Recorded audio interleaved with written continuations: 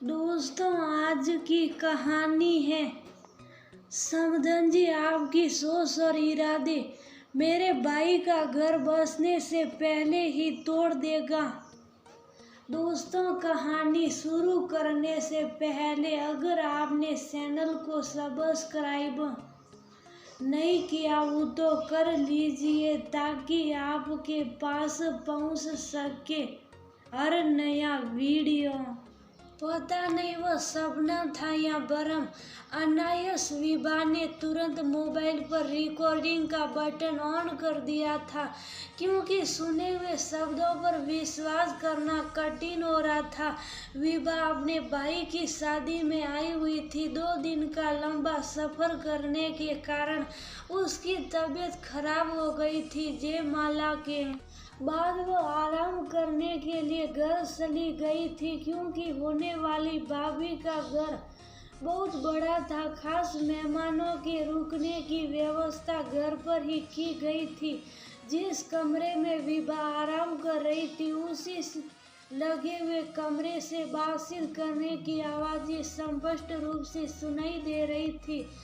कहाँ शादी कर दी छोटे, तुमने हमारी पढ़ी लिखी बेटे की छोटे से कस्बे में जाकर कैसे रहेगी? आप किसी भी प्रकार की चिंता मत कीजिए भैया। पहली विदाई में तो देवांशी को ससुराल भेज देंगे और फिर लड़के को घर जवाई बनाने के लिए जोर डालेंगे। आप निश्चित रहिए भैया, दूसरी विदाई की नौबत ही नहीं आएगी। क्या इस सब के लिए देवांशी तैयार हो जाएगी तुम्हारा साथ देने में? हाँ भैया, आप तो जानते हो कि देवांशी मुझ पर अपनी जान झिड़कती है। पिता और पति के चुनाव में वह अपने पिता का ही साथ देगी। मुझे पूरा विश्वास है। लड़के की मंशा पता की तुमने? अरे भैया, पैसा फेंकेंगे तो लड़का अपने आप खीसा चलाएगा। आजकल तो सब कुछ बिकता। हाँ हाँ हाँ, ठाकुर की आवाज से पूरा कमरा गूंज रहा था। ये शायद देवांशी के पापा और लंदन वाले सासा आपस में उसका भविष्य बैठकर तय कर रहे थे, जिसमें विभा के भाई अरुण और उसके परिवार वालों की मर्जी उन लोगों के लिए कोई मायने नहीं रखती थी। अरुण ने जब विवाह तय हो जाने की खुशखबरी विभा को सुनाई थी तो आरस्य से विभा ने कहा था कि इतने बड़े घर की लड़की अपने यहाँ कैसे निभाएगी? तुम साफ साफ शब्दों में इस विषय पर बात कर लेना। तब तो देवांशी के परिवारों वालों ने बहुत आदर्श दिखाया था।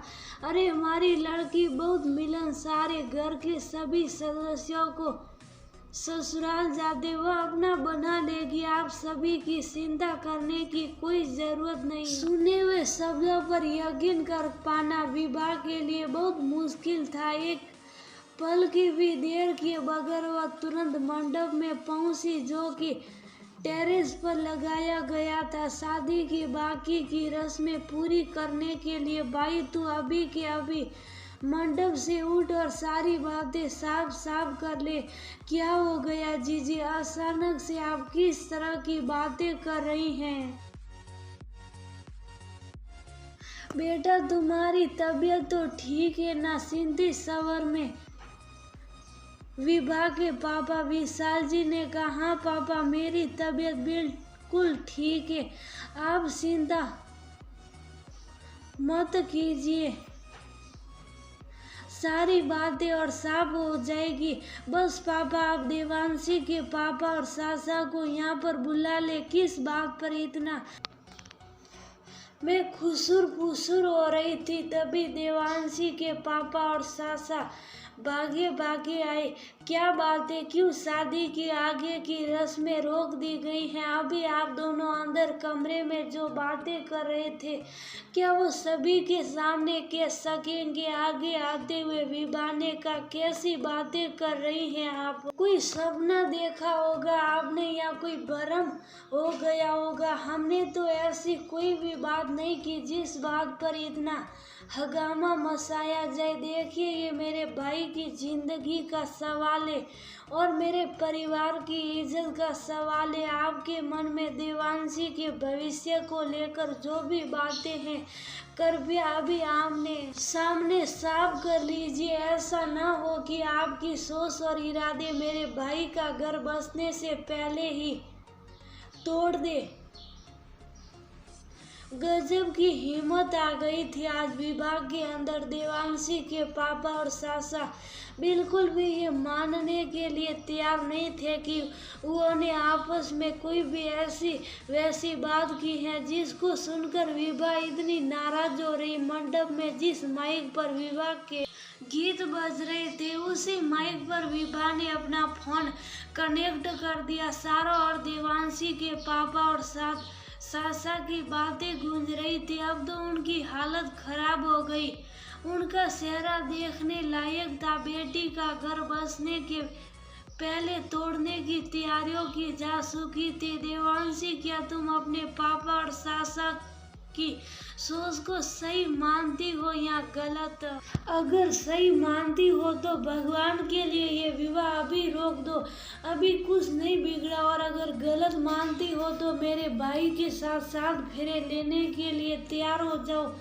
तुम्हारी जानकारी के लिए बता दूं कि मेरा भाई बिकाऊ नहीं है जिसे तुम्हारे पापा और सासा अपने फेंके हुए रुपयों से खरीद लेंगे। हाथ जोड़ते हुए विभा ने देवांशी से कहा, अपने पापा की इस मंशा से तो शायद देवांशी भी अनजान थी। फिर वह गलत बात को कैसे मानती, क्योंकि सगाई के बाद से विवाह मंडप तक आते आते अरुण के लिए मन से तो समर्पित हो ही चुकी थी। उसकी आंखों से आंसू बह रहे थे। सब कुछ इतने अच्छे से हो रहा था। अचानक से इस तरह की बातें होने से देवांशी बहुत विचलित हो गई थी। सही कहा पापा, आपने दूसरी विदाई की नौबत नहीं आएगी, क्योंकि अगर आप अपनी बेटी के लिए ऐसा सोचते हैं तो 7 फेरे लेने के बाद में लौटकर मायके नहीं आऊंगी। जिंदगी मेरी ऐसी परीक्षा भी लेगी, ये तो मैंने कभी सपने में भी नहीं सोचा था।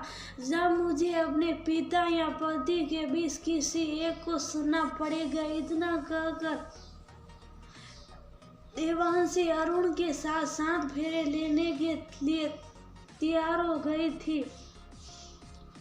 मंडप में वर पक्ष में खुशी की लहर दौड़ गई थी। आज विवाह अरुण और देवांशी के सुखद भविष्य की नींव का पत्थर बन गई थी। अक्सर विवाह में कुछ बातें छुपाकर शब्द तय कर दिया जाता है जिससे दोनों परिवारों की इज्जत दांव पर लग जाती है।